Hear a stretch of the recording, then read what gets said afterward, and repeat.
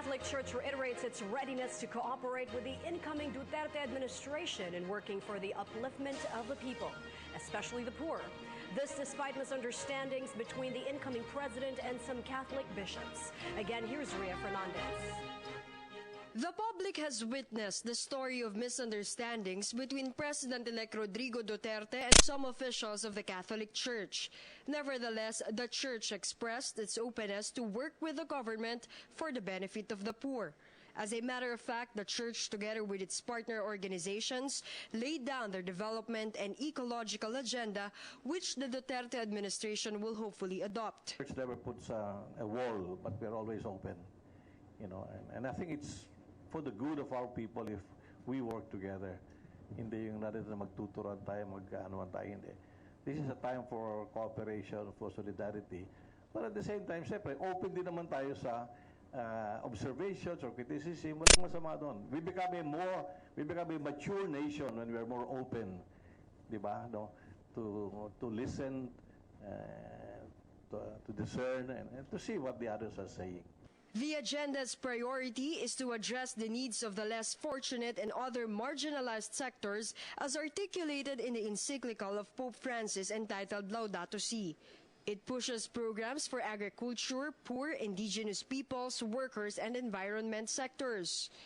Example is having a new law that will provide support services to farmers and strict enforcement of catching illegal fishing.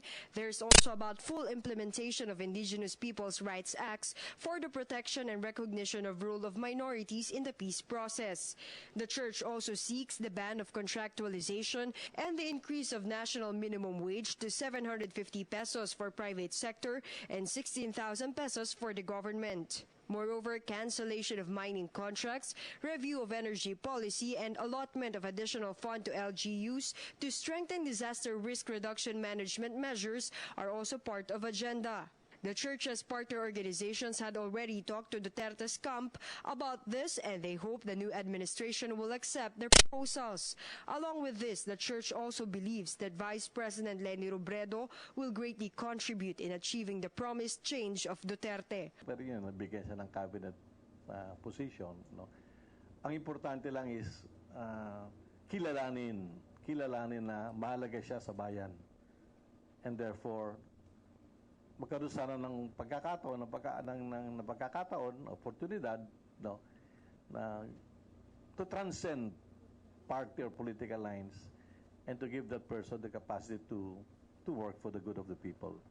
No, in what capacity, nasa sa kanila na yun. Pwede naman pag-usapan. Yun lang.